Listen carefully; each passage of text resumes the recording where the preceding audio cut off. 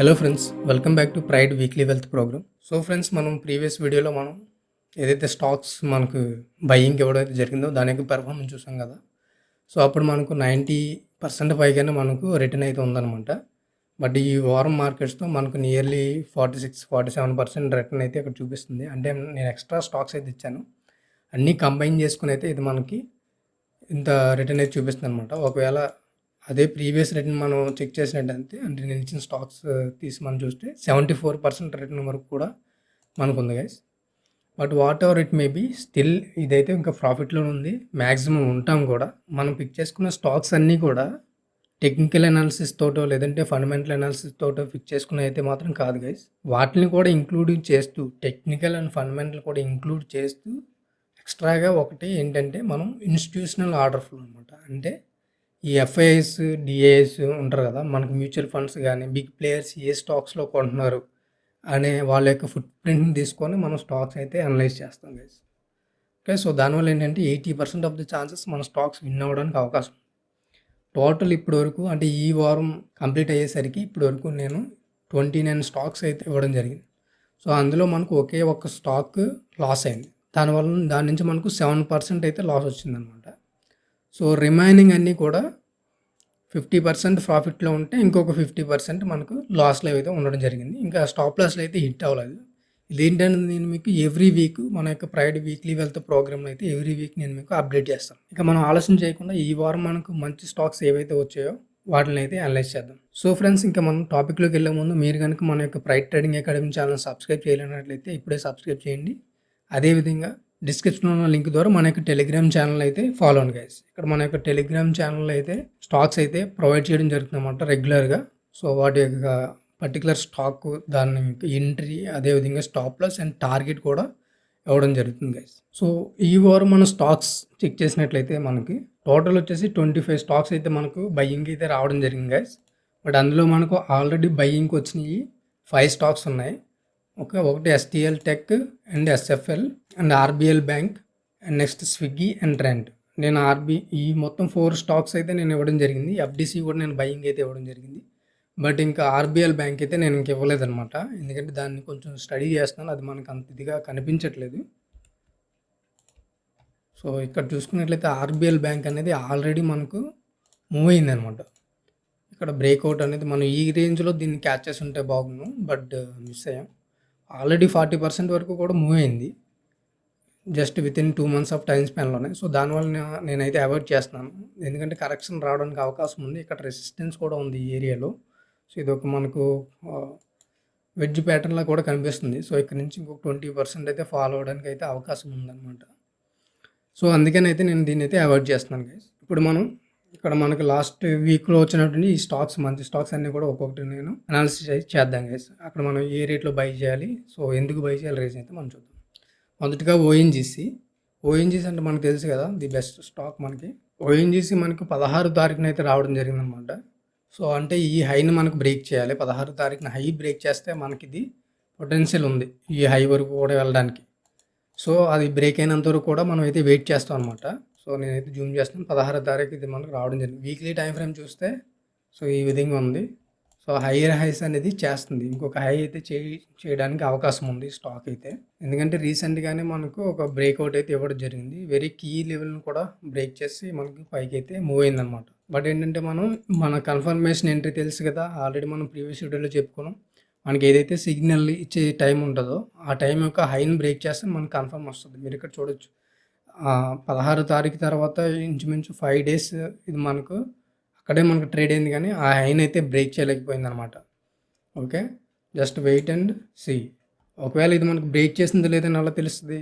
Already నేను ఇక్కడ ఈ ఎక్సెల్ అనేది నేను మీకు ప్రొవైడ్ చేయడం జరిగిందనమాట. అక్కడ మన టెలిగ్రామ్లో ఇక్కడ చూడొచ్చు, ఆల్రెడీ నేను పిన్ చేసి పెట్టాను. మీరు మన టెలిగ్రామ్ రాగానే ఇక్కడ క్లిక్ చేస్తే పిన్ చేసి ఇక్కడ పెట్టాను. ఇక్కడ మీకు ఎక్సెల్ ఉంటుంది, దీన్ని మీరు క్లిక్ చేసిన వెంటనే ఇక్కడికి వస్తారన్నమాట. ఓకే, ఇక్కడ మీరు చూడొచ్చు ఓఎన్జీసీ అనేది బ్రేక్ అయిందా లేదా అనేది. ఇక్కడ మనకు ఆ డేట్, పర్టికులర్ డే యొక్క హై బ్రేక్ అయింది అనుకోండి, 257.5.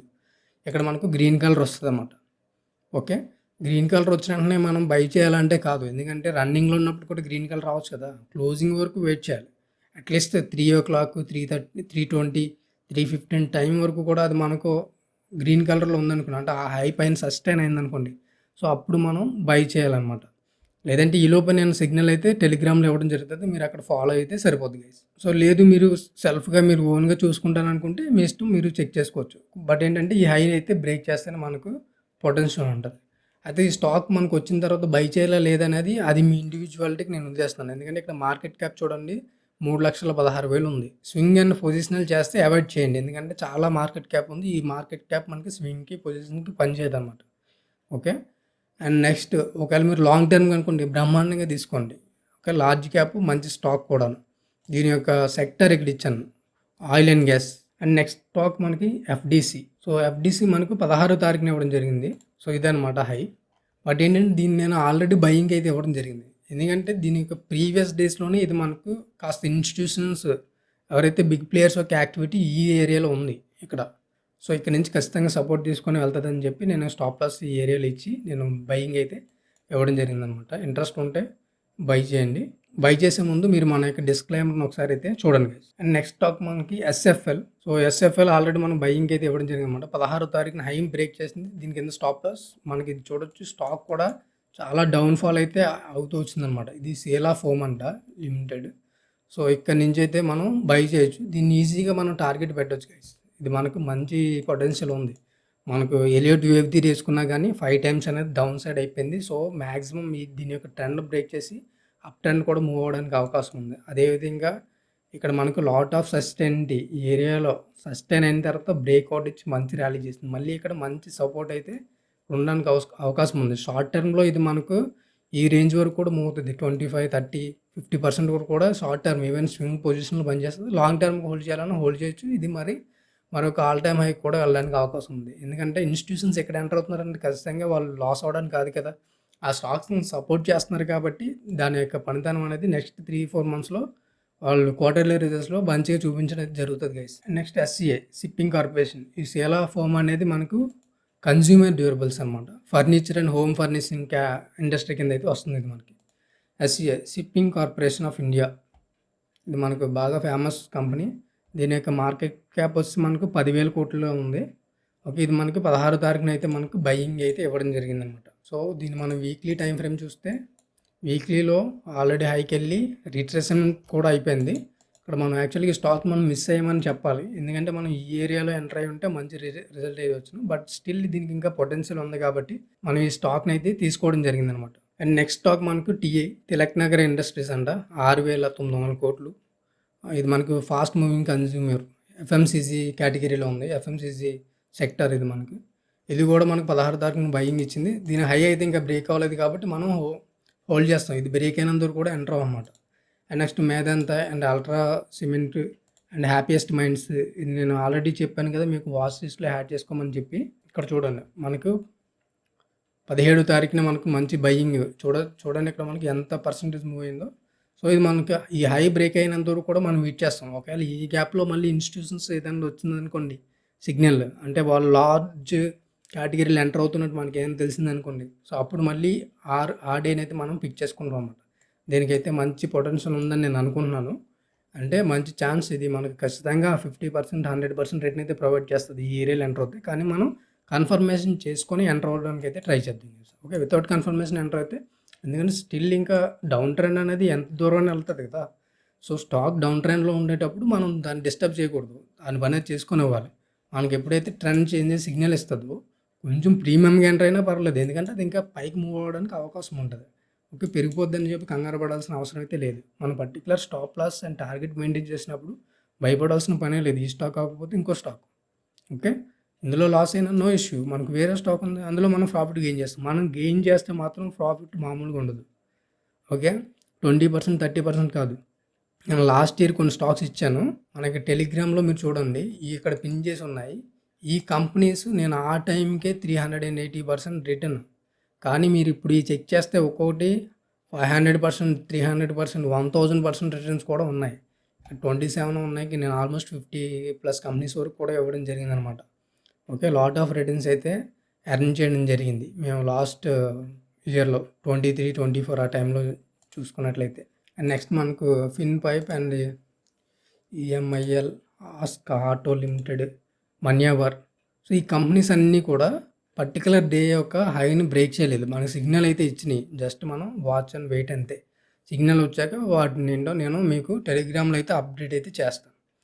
ప్రస్తుతానికి మనకు స్విగ్గీ సిగ్నల్ ఇచ్చింది. నేను బయింగ్ ఇచ్చాను అండ్ ట్రెండ్ కూడా మనకు సిగ్నల్ ఇచ్చింది. బట్ ట్రెండ్ ఏంటంటే 2 lakhs ప్లస్ మార్కెట్ క్యాప్ ఉంది. సో ఒకవేళ మీరు లాంగ్ టర్మ్‌కి హోల్డ్ చేద్దాం అనుకుంటే ఇది తీసుకోండి. బట్ షార్ట్ టర్మ్ స్వింగ్ పొజిషన్‌కి అయితే అవాయిడ్ చేయండి గైస్. అది.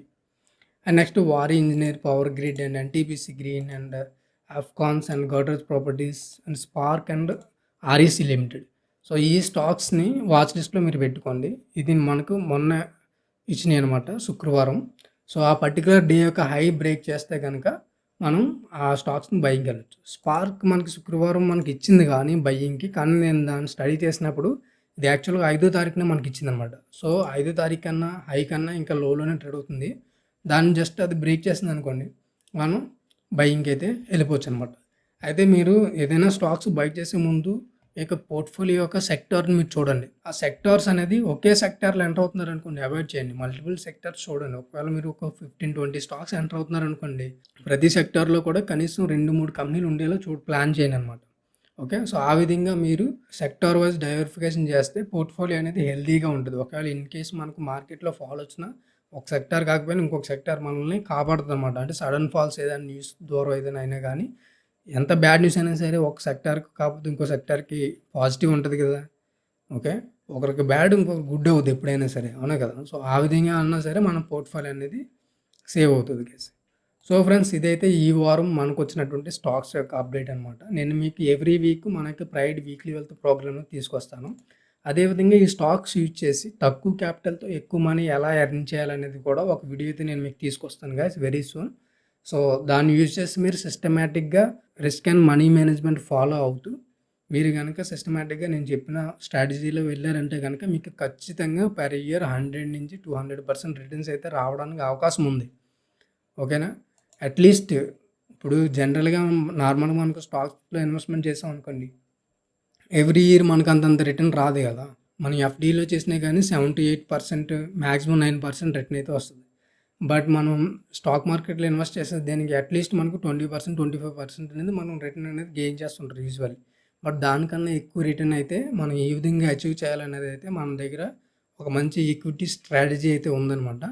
సో ఆ స్ట్రాటజీని నేను త్వరలోనే మీకు అప్డేట్ చేస్తాను. బట్ అప్పటి వరకు కూడా నేను మీకు ఈ స్టాక్స్ అనేది రెగ్యులర్గా నేను ప్రొవైడ్ చేస్తూ ఉంటాను అన్నమాట. ఓకే. మనం అందులో ఏంటంటే ఏ కంపెనీ మనం చూస్ చేసుకోవాలి, ఏ సెక్టార్ని మనం చూస్ చేసుకోవాలి, అదేవిధంగా మార్కెట్ క్యాప్లో ఏ మార్కెట్ క్యాప్ మనం చూస్ చేసుకోవాలి. ఇది మనది momentum based strategy.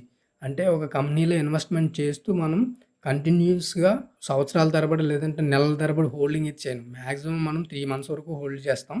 Okay. Minimum వచ్చేసి 1 week, 2 weeks మాత్రం హోల్డ్ చేస్తాం అన్నమాట. అంటే ఏదైనా కొన్ని కంపెనీలు ఇప్పుడు 20 కంపెనీస్ ఎంటర్ అవుతుంది. 20 కంపెనీస్ ఒకేస్లో మూవ్ అవ్వవు కదా, రైట్. ఫర్ ఎగ్జాంపుల్ ఈ కంపెనీ చూసుకున్నట్లయితే మనం స్టాప్ లాస్ ఇచ్చింది, కానీ 26 days హోల్డ్ చేసాం దీన్ని. అర్థమవుతుందా. సో అదేవిధంగా పర్టికులర్ షార్ట్ టైంలోనే అంటే swing and positional mixing strategy అనమాట. కానీ బట్ మనకు ఆ మొమెంటమ్ రిటర్న్స్ రావాలంటే ఎలా, రైట్ స్టాక్ పిక్ చేసుకోవాలి. రైట్ స్టాక్ పిక్ చేసుకుని సరిపోద్దా, పిక్ చేసుకున్న ప్రతి స్టాక్ కూడా హై పొటెన్షియల్ ఉండాలి. ఎందుకంటే ఒక స్టాక్ మనం కళ్ళు మూసుకొని 10-20 స్టాక్స్ మనం పిక్ చేసినా అందులో ఒకటో రెండో ఖచ్చితంగా మూవ్ అవుతాయి పైకి, అవునా కదా. అది అందరికీ తెలిసిన విషయమే. కానీ ఒకటో రెండో మూవ్ అయితే మన పోర్ట్ఫోలియో ప్రాఫిట్లో ఉండదు కదా. At least 80% of the stocks move అయితేనే మనం పోర్ట్ఫోలియో అనేది మనకు మంచి రిటర్న్స్ అయితే జనరేట్ చేయడానికి, ప్రాఫిట్లో ఉండడానికి అవకాశం ఉంటుంది అన్నమాట. అదే ఎక్కడ ఎగ్జిట్ అవ్వాలి, ఎప్పుడు ఏ స్టాక్లో మనం షిఫ్ట్ అవ్వాలి, అదేవిధంగా వచ్చిన రిటర్న్ని ఓకే మన యొక్క లాంగ్ టర్మ్ అసెట్ కింద ఏ విధంగా బిల్డ్ చేయాలనేది అయితే నేను మీకు అప్కమింగ్ వీడియోస్లో మన యొక్క ప్రైడ్ వీక్లీ వెల్త్ సిరీస్లో అయితే తీసుకొస్తాను గైస్. సో ఫ్రెండ్స్, ఇదైతే ఈ వీడియోలో అనమాట. మన యొక్క టెలిగ్రామ్ రెగ్యులర్గా ఫాలో అవుతుండండి. కానీ నేను మీకు ఇప్పుడు రెగ్యులర్గా స్టాక్స్ అయితే అప్లోడ్ చేస్తాను. ఇక్కడ నుంచి కన్సిస్టెంట్గా అయితే ఉంటుంది అనమాట. సో ఒకవేళ మీకు ఏదైనా డౌట్స్ ఉంటే కనుక ఆ యొక్క ఎక్సెల్లో నా యొక్క నెంబర్ ఉంటుంది. సో ఆ నెంబర్కి మీరు వాట్సాప్ చేయొచ్చు. స్టాక్స్ రిలేటెడ్ డౌట్స్ ఏదైనా ఉంటే కనుక మీరు ఆ నెంబర్తో కాంటాక్ట్ చేయొచ్చు గైస్. సో ఫ్రెండ్స్, ఇదైతే ఈ వీడియో అనమాట. So thank you for watching and మళ్ళీ మనం నెక్స్ట్ వీడియోలో అయితే కలుసుకుందాం.